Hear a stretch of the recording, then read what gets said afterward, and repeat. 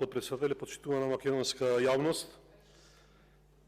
Денеска на дневен ред е антиевропскиот предлог на закон кој што доаѓа овој пат од страна на власта, подпишан од министри, заменици министри на власта, кој што се однесува на изменување и дополнување на Законот за работни односи.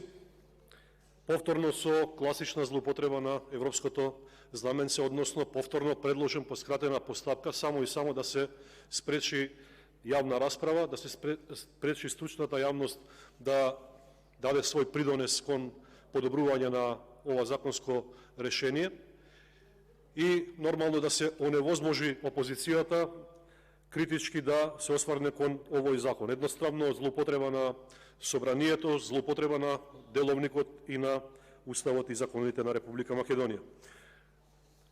Дека ја зборуваме вистината, го потврдува и тоа и Европската комисија, односно делегацијата на ЕУ во Република Македонија, која што вели дека означувањето со ЕУ знаменце на законодавството има за цел да помогне да се забрза интеграцијата на Република Македонија кон Европската Унија. Се чини дека нацрт законот се однесува на овој закон за измена на Законот за работни односи, не се однесува на усогласување со таквите стандарди. Ја изразивме нашата загриженост до националните власти и бараме дополнителни појаснувања. Нити слушнавме, нити видовме дополнителни појаснувања. Наместо појаснување, видовме брутално кршење на процедурите и повторно предлагање на овие законски измени по скратена постапка. Овој пат како предлагачи, министри од владата на Република Македонија. Ова класична злоупотреба на европско знаменце, овие антиевропски измени на законот, со кој што се врши дискриминација на работниците, со кој што се врши обесправување на веќе една стекнати права и одземање на веќе една стекнати права на работниците, ќе значи негативен извештај за Република Македонија и уште една пречка на нашиот пат кон Европската Унија.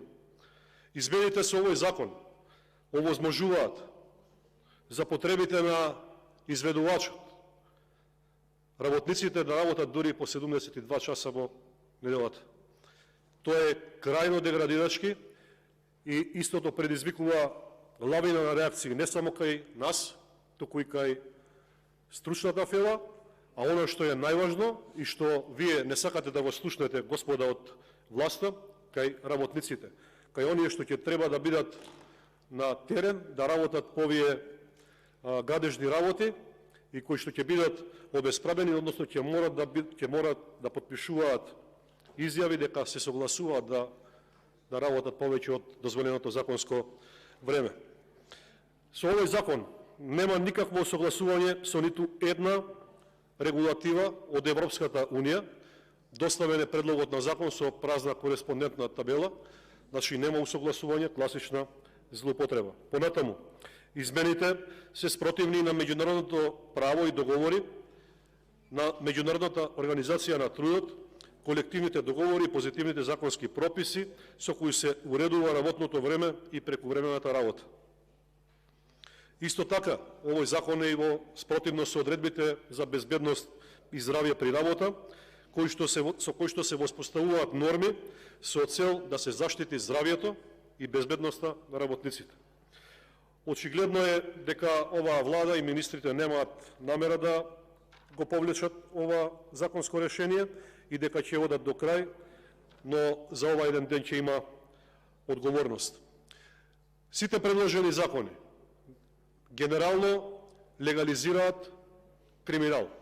Зошто? Затоа што кога договорот со конзорциумот Бехтел и ЕНКА беше склучен, министрите, односно оние кои што имаа увид во договорот, знаеа и беа свесни дека одредбите кои што произлегуваат од облигациониот однос од договорот се спротивни на позитивните законски норми. Знаејќи дека има судир со позитивното право и со позитивните закони кои што владеат токму од Законот за работни односи, законите за експроприација. Понатаму и другите закони, подпишан е договорот и сега се бара од собранието да го легитимира истото. Ова е јасно и дека ќе се оди до крај, но се уште постои надеж дека нема да го гласате истиот.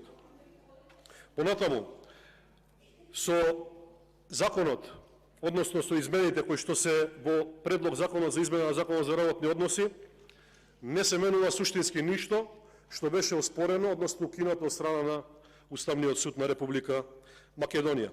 Се предвидуваат норми кои што се неприфатливи за работниците, како што е на пример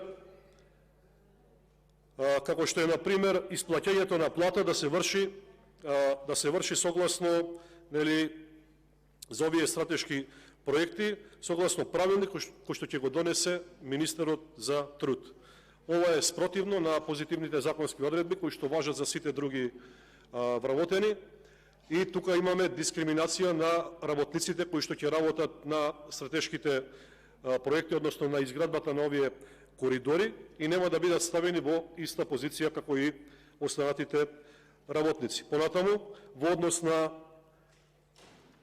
трајањето на прекувремената работа, со закон е регулирано дека таа може да трае најмногу 8 часа во текот на една недела и најмногу 190 часа годишно. И прекувремена работа во период од 3 месеци не може во просек да надминува повеќе од 8 часа неделно. Сето ова не важи со овие законски измени во случаите кога се работи за проекти кои што владата со одлука одлучила дека се од национален интерес. Ова значи дека работодавачите ќе можат да го прераспоредуваат работното време во различни периоди од годината и со тоа да го изиграат плаќањето на прекувремената работа. Тука постои опасноста работодавачите да ги присилуваат работниците, како што кажав, да се согласуваат преку директни притисоци или со закана за отказ, што воопшто не е европски. Измените на овој член исто така се неприфатливи, затоа што не се во согласност со Конвенцијата за дискриминација број 111 на Меѓународната организација на трудот. Имаме нееднакво постапување на одредена група на вработени. Начинот на носење требаше да се спроведе преку социјален диалог, кој што е избегнат во овој случај. Синдикатите се изјаснија дека се против ваквите измени и остро протестираат против нив. Се злоупотребува писмената согласност на вработените. Ова прекувремена работа се воведува по исклучок, а овој нов основ нема никаква правна логика.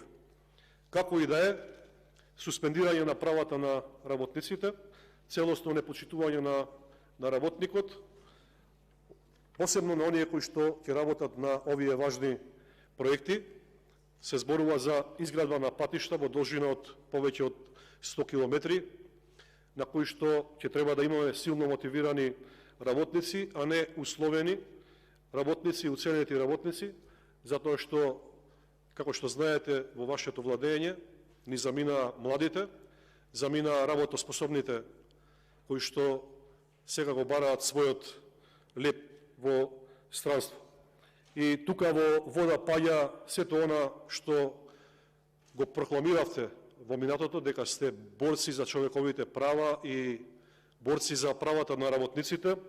Сите ваши протести и шарена револуција и фрлање на бои по фасади, рушење на институциите, позади кои се криевте дека сте загрижени за работниците, за подобрување на нивните права, за создавање на нови подобри услови. Што гледаме денеска? Суспендирање преку законски решенија, легализирање на криминалот, легализирање на заработката, екстра профитот кој што ќе треба да дојде во џебовите на Артан Груп и на Ковачевски и на блиските фирми околу нив. Благодарам.